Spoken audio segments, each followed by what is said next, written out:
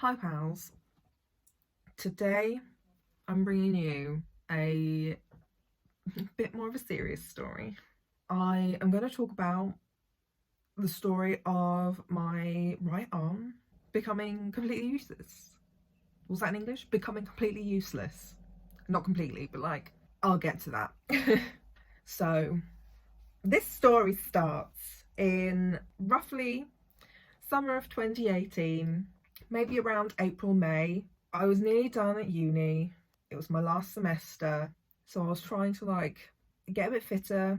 I had been seeing a rheumatologist up there and a physio, and I was walking a bit more. I'd started the gym a little bit, and I was trying to do exercise at home in my room. And one thing I've always been told for like years is because I don't have enough strength in like my core lower back area, that I'm not capable of doing push-ups on the floor. So I've always been told to do them against a wall or against like a counter or something, so that I will still be building muscle where you do push-ups, you know, like in your arm areas and stuff, but without putting my back at risk. And just one day I noticed that my right arm hurt a lot more than my left when I was doing these push-ups against the wall, and I didn't really understand why. So I did bring this up to the rheumatologist, and he got a neck MRI, which was fucking months later. This was probably November of 2018. So I had to go all the way back up to fucking Kingston from Sussex. I didn't see him again for fucking ages, like 6 months. And I'd started to bring all of my stuff back to my Sussex home GP.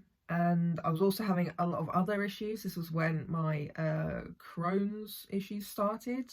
So I was going through diagnosis for that as well. But basically since that May of 2018, anytime I use my right arm, it hurts. So like holding a cup of coffee, if I hold a cup that's like too big, too heavy, it hurts. It hurts trying to clean my glasses. I'll use this pair to show you. So like trying to clean my glasses, this gripping motion sets this muscle on fire. Trying to wash myself sets the muscles like up, particularly around the bend of my arm and the ones in my hand, on fire. Any exercises that involves moving my arm, on fire. I've had this other particular symptom for years, at least 10 years already. But I noticed it again when I started doing this exercise class with my mum, bounce, where you're on mini trampolines. So if I went too hard, like this artery that goes here was killing me. It hurt so much that I would always have to stop, and like I would be clutching my neck because it killed. And I remember this also happening to me when I was like 15, that anytime that I've done like really aggressive cardio, absolute murder. I mentioned this to asthma nurse, wondering if it was linked to that because I was being tested for asthma and stuff. She was like, no, that's not asthma. Kind of put it on the back burner for a while because I was kind of focused on my Crohn's issue anyway, but it didn't get any better. Sometimes it would be really bad that even if I wasn't doing something, that it would just be throbbing. Some nights it was really hard to sleep. When I got erythema nodosum last summer, which was up in my legs, I also got it in my right arm. It was fucking murder. Literally the worst pain I felt besides packing the abscess wound I had. Those are the two worst pains I've ever felt in my fucking life. Like the erythema nodosum was so painful, I was screaming in pain. The rheumatologist at this other hospital near where I live sent me for an MRI of my hand to see if there was anything there, like carpal tunnel or anything like that. Came back fine. Nothing wrong with it. I also went for a full spinal MRI to check if there were any pinched nerves anywhere else either. No, fine, all fine. But after the whole erythema nodosum fiasco, which was when I was put under local rheumatology again, so that was summer of 2019, roughly June, I saw someone from rheumatology again after all these scans, and she told me that they all came back fine. And I was like, but what about my arm? Nobody's been able to find out what was wrong with my arm yet. And at this point in time, I didn't really know what it could have been, except from this one thing people kept suggesting to me, thoracic outlet syndrome. Weren't it, but I had a lot of very similar symptoms, like the pulse problem, except I just have no pulse all of the time in that arm. But thoracic outlet syndrome, you lose your pulse when you put your arm like this. So like I brought that to her because, I don't know, I was desperate to find out what it was. So I was just like, what about this? Is this possible? I didn't know about what is wrong with me. She was like, I doubt it. It's very unlikely. Like even in a even in a letter she sent me, the whole letter just kept saying it's unlikely, it's unlikely, it's unlikely. It's like, fine, if it's unlikely, then what do you think it is? And she told me that I need to lose weight as usual, except she disguised it as weight optimization. Bitch, I know what that means. Don't be fucking rude. Do you think if I could just lose weight, I wouldn't? Like, what?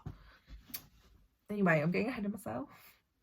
So in the appointment with her, I was trying to push, like, there is something wrong with my arm and I want it to be looked into more again. So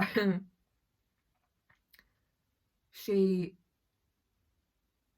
kind of relented and was like, fine, and sent me for nerve conduction tests. And that was it.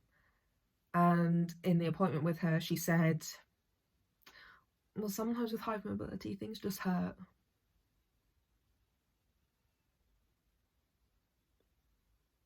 Bitch, I know. I've had this my whole fucking life. But this does not feel like that. You can tell the difference in the pains. You can tell. So I went to the nerve conduction, all fine, absolutely perfect. And I mentioned to her that I don't have a pulse in the arm that she was testing. And she even, like, she had a listen and she noticed it. And she was like, oh yeah. And like, this is something that me and my GP had been talking about for a while, is that he always struggles to get my blood pressure. I've always struggled to get my blood pressure out of my right arm. And like, even big ass machines in hospitals can't get my blood pressure from that arm. Also, you're not really supposed to do it on the right arm. It's better to do it in the left. I don't know why people are so obsessed with using my right fucking arm.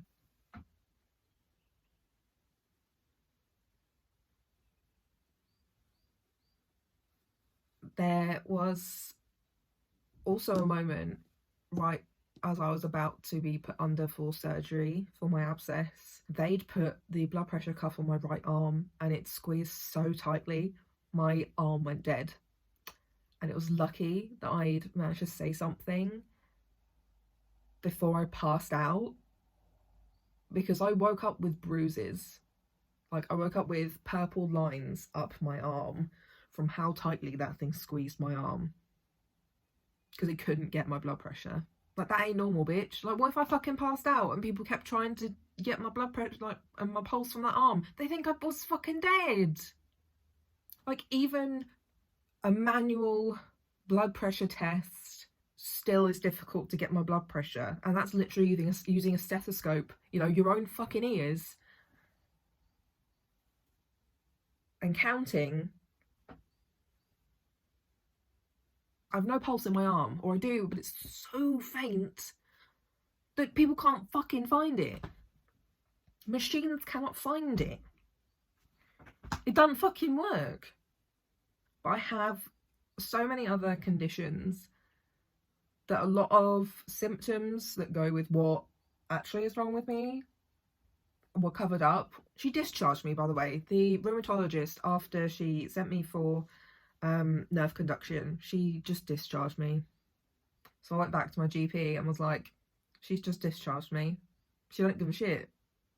Can you send me to somebody else? Is there another department we would be looking at?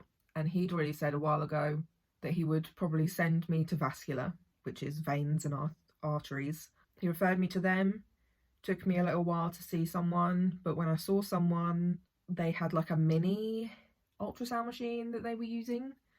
They struggled to find my pulse and stuff with that. That man brought in the man above him, who is a mister, so he's like a surgeon and consultant thing. And he came in and had a chat with me. Condescending man. but you got the job done. You know, like, if you're gonna be an asshole, fine. At least you're believing me. So he was asking me questions like, when did this happen? He's like, how did you realize it? I told him about the push-ups against the wall. He was like, why are you doing push-ups against the wall? I was like, because my physio told me to. He was like, why were you in physio? I was like, because I got hypermobility syndrome. Kind of dumb questions, but, you know, he basically said to me that he didn't think that there was going to be anything on the scan, but he was going to do the scan anyway, and the blood test to check. So yeah, he kind of led me to believe that he didn't think there was anything wrong, but he wanted to be safe and check. So I was referred to have a like full arm ultrasound and a blood test. So yeah, off I went. I think a month later was when I had the scan. He also sort of said that if there is nothing technically wrong, that trying to keep my arm active and trying to fight through the pain as much as I could is generally what they advise, because the thought process is the more that you make the arm move, or the more that you also move yourself, the more blood that is forced to pump through. So if I have got like a narrowed artery or vein or whatever, so like it's this big, the more blood that is forced to pump through, the more it should widen, is the theory. But it doesn't always work, but he basically advised me to do that for now. So that's what I tried to do, because he also said that if you just stop using your arm, you lose muscle. So I think so far I've been lucky that I haven't lost any muscle, haven't had any muscle wastage. So then I had the scan, and it was a nice Australian lady who was having a look. She got to about here-ish on my arm, like above my elbow somewhere. And she was like, I think we found the problem. And I was like, eh? She was like, yeah, we normally see this in people who are heavy pot smokers. Do you smoke a lot of pot? And I was like, no.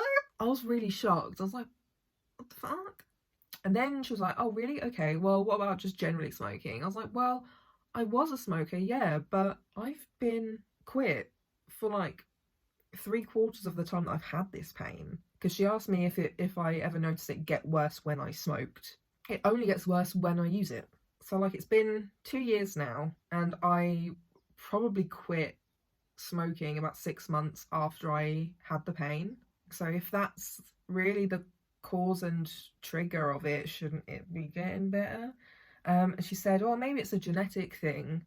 I think I know what it is, but I can't remember what it's called. But I have seen this once before. So I was cacking my pants, ain't gonna lie, because no one else in my family has this.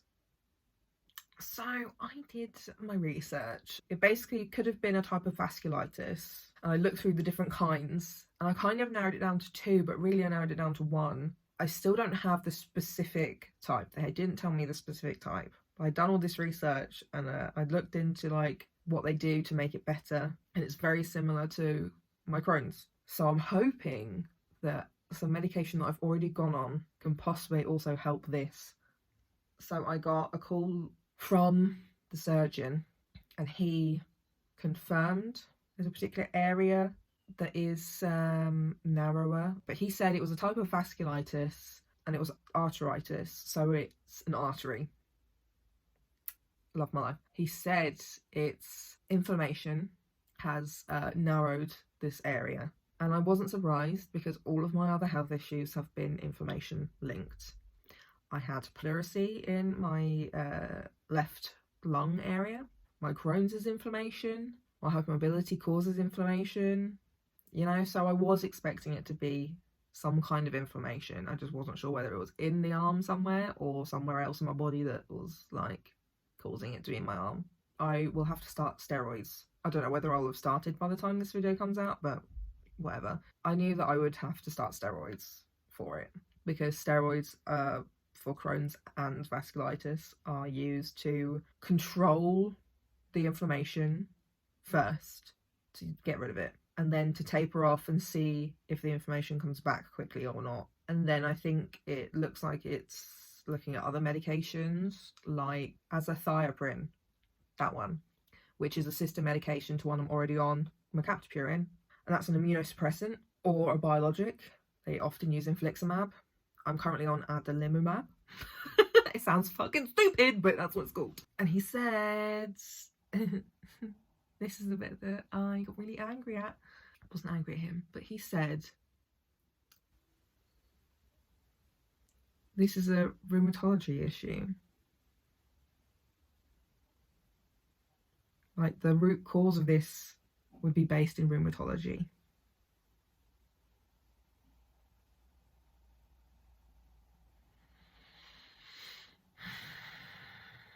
So he asked me who my rheumatologist was. And I said, I don't have one at the moment. The last one I saw was this one. And she discharged me. She didn't think there was anything wrong with my arm. So he's going to send her a letter. So I'll be under rheumatology for my medication care to see whether I will need surgery or not. Because that's very up in the air right now. I mean, I fucking hope not. I don't want to have surgery on my artery. Thank you very much. So the woman who didn't believe me is now being asked to take care of my medication. Once the letter comes through and I see what exactly he's written on there, we'll see if I get an appointment with her. And if I do, I'm going to call up and say, I don't want to see her again. She didn't believe me. And I might low-key also make a complaint about her to pals. I know it doesn't really do anything, but apparently one of the rheumatologists at our hospital was let go because of the amount of complaints he'd received from patients. So, I mean, at least that's something. It's on the system, innit? So my gran's under someone that she really likes, so I might just be like, hi, my gran really likes and trusts and recommends this one, but I will take anybody else as well. She thought, just didn't fucking believe me. It was just like, sometimes things hurt, and then blamed it on my weight. I love fat phobia and ableism in the medical care community. Particularly with my Crohn's, I found that learning as much as I could was the best thing to do for me. I couldn't just sit and not know stuff, even though there are lots of scary things linked. I have to prepare myself and I have to arm myself with knowledge, because I have had a lot of shitty care from people. I spoke to a friend of mine recently who said that the patients who are a problem and speak out are often the patients that live longer, because they know that something's wrong, and so they fight for people to find out what it is, because I don't know what could have happened to me if it had gone untreated. There were lots of links to possibly like strokes. It could have caused an aneurysm. There are lots of possibilities that are very scary, where I could have just dropped dead one day. You know, love that. I'm 25, could have dropped dead. I thought I was done telling this story, but apparently not. So I filmed this yesterday, and today I got a phone call from said rheumatologist. I was expecting it to take a bit longer. I gave her a fucking gobful. She rang to ask me how I was. I was like, depends on what you're asking about, to be honest. So I said to her that she chose not to believe me, so I don't want to continue my care with her. My body was shaking. I really thought I might have started crying as I was starting to say these things. She apologised quite a lot through this phone call and made up the excuse of they don't often see vasculitis come through, even though it is dealt with in their department. They are the people for what I've got wrong. So I said to her, you chose not to believe me a few months ago and immediately discharged me, and now I'm back under rheumatology, so after that I don't want her to be caring for me. And she said that doctors do feel bad after they miss a diagnosis, even if it is a rare one. I was just like, yeah, you fucking should. Because not only did you miss the diagnosis, you ignored your patient who knew there was something else wrong. And instead of looking at what I was talking about as a separate issue, you chose to put it under one of the many other things that's wrong with me. And like pretty much every doctor I see says once you have one autoimmune disease, it is very common and you're more susceptible to developing another autoimmune disease or something similar to that.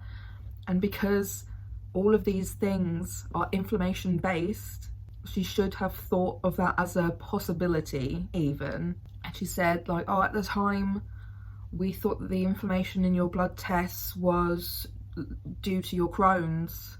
Even if it was partially due to my Crohn's, you shouldn't just take that as Bible, as, like, you know, as law.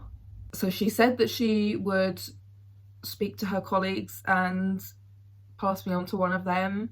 She said that she was glad that I felt like I could say this to her and she appreciates where I'm coming from. And I feel like this would have been less of an issue if she didn't immediately discharge me. You know, if she'd sent me off to that other test and then maybe had another chat with me after it and had another discussion of maybe what else to be looking into. But she made a decision about my health, and like she remembered that we talked about a selection of things. Like she looked through our notes as well, but like she remembered the conversations we had.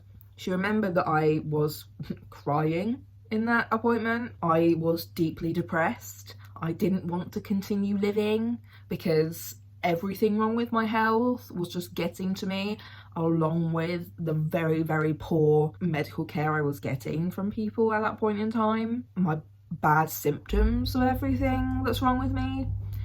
And I just didn't see the light at the other end of the tunnel. She didn't give me any hope. She didn't take me seriously.